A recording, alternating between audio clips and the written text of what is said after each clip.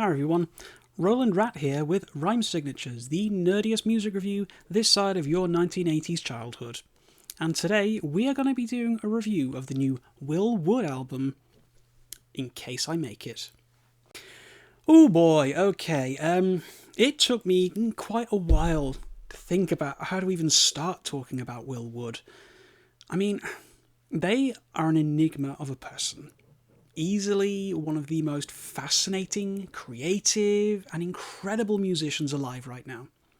Graced with great songwriting talent, an absolutely unbelievable voice, a wicked sense of humour and acerbic wit, as well as an openness and honesty about themselves seldom seen from those who put themselves into the spotlight of professional musicianship.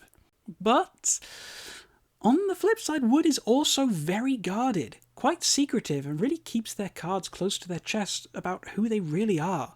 And it's kind of a complete mystery, really. But frankly, that mystery is absolutely 100% one of the reasons why I love them so much. The past couple of years have seen Will Wood living kind of rent-free in my head, as I slowly but surely descend into the dribbling fanboy stage of appreciation of their music.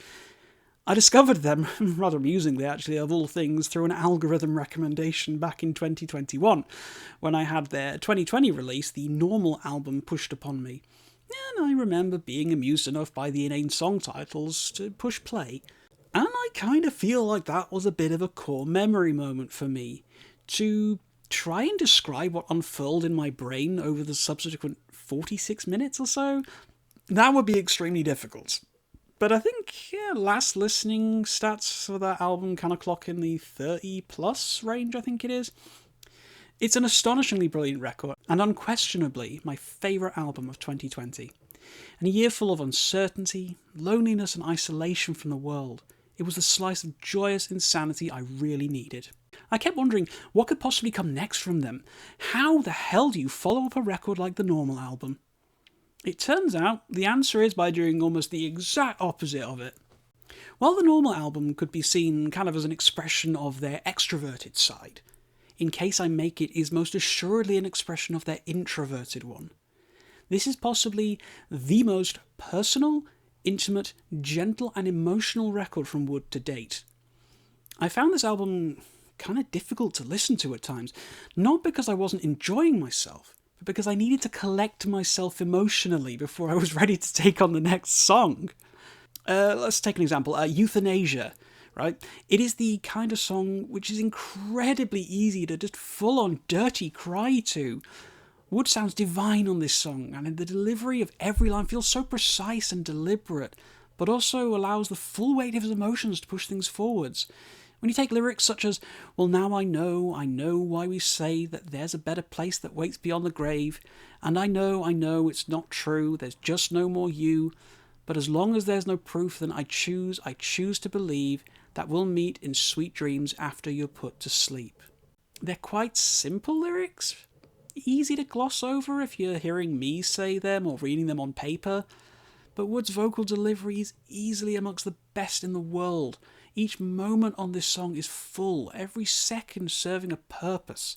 And by the time the song is done, you feel exhausted from the weight of the full emotional discharge inflicted on you. It's a song about saying goodbye to a pet rat, and it makes you feel like the entire world has been pulled out from underneath you. And this is one song out of 16. This is an enormous record in terms of scope and ambition. It absolutely feels like Wood has gone all out on this to create his magnum opus and the yardstick against which all of his work will be judged on hence. But as incredible as this record is, as utterly incomparably brilliant as it is, it manages to stand alone without diminishing what they have done in the past. It's a rare treat in an artist's discography where something can be sufficiently different enough to have no bearing or influence on the enjoyment or appreciation of what came before, but simultaneously stands head and shoulders above all their previous works. It is fascinating how it manages to pull this off, and only makes me love Will Wood's ability as a songwriter more and more. The pre-release singles have all been spectacular, and I've had them in heavy rotation leading up to the full release, and whilst, yes, I do enjoy them all, it has to be said that the single You Like This OK Computer still sticks out like a sore thumb. And it does feel tonally disconnected from the rest of the album. I was honestly hoping that it would make more sense in context, maybe serving as a stylistic segue into a more cynical part of the record, but alas not. It almost feels like Wood wanted to shoehorn in his distaste for social media somehow, and chose this as the delivery method. I mean, it's not a particularly bad song. I mean, okay, it's more of an interstitial track that serves to break up the pacing a little, rather than being a traditional song per se. But it definitely feels like maybe it belongs on another different project to this one.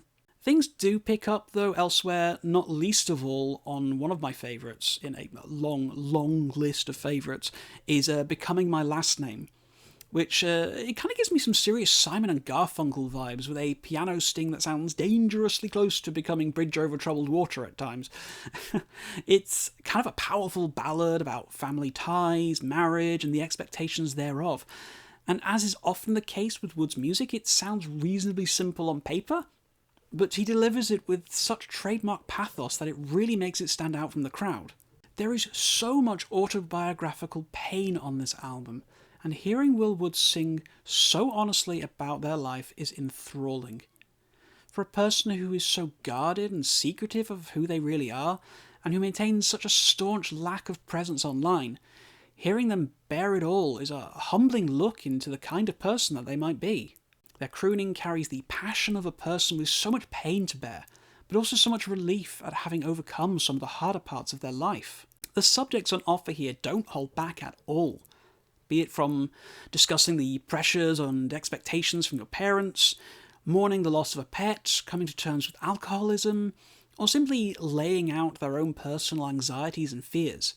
Nothing feels taboo or off the plate on this record. It's extraordinarily honest and personal, and can be a little overwhelming if you just really sit and listen. It's not all lyrical doom and gloom, though. The instrumentation and musicality on offer is extraordinary. Will's ivory tinkling feels second to none here, and really reminds me of the power and emotion from Elton John's golden era. There's an awful lot of catchy hooks to be found, and choruses that you'll be humming for days, but then you'll suddenly feel sad as you remember the context of the lyrics. Tracks like Falling Up, I Mean It's Kind of a Lot, and The Main Character really demonstrate just how absurd Will's vocal range is, hitting notes you wouldn't think possible at times. Going from some aggressive barks to plaintive, soulful wails, the strength of Wood's voice is one of the driving elements that make this such a memorable album. And it is fantastic to see them step things up from the already remarkable standards they set themselves on the normal album. They truly flex it with all the power they have here. There is a huge amount of music on this album, coming in at 16 tracks at 72 minutes long, although it really is kind of more like 14 tracks, as there is a couple of fillers, but whatever. It really does feel like Wood has gone all in on this record, cherry-picking nothing but the strongest ideas and most emotionally hard-hitting music that they've done in their career thus far. The closing track, White Noise, really caps things off incredibly, with the intensity of the chorus rising with every repetition. By the end, you'll be screaming alongside Will as they belt it out with such power and presence that you'll be left utterly shaken by the end of this absurd journey into the soul of the artist. There really is a fine line between music as music and music as art, and In Case I Make It walks that tightrope better than anything else I've ever experienced in recent years. It is difficult to imagine anything surpassing this record for me in terms of just sheer emotional resonance. But Frank, I welcome everyone out there to try. Come on, surprise me. So, really, what else can I say at this point about In Case I Make It? I had been eagerly anticipating this album, considering how much the normal album completely floored me. And I can confidently say this was worth the wait. Is it better? No.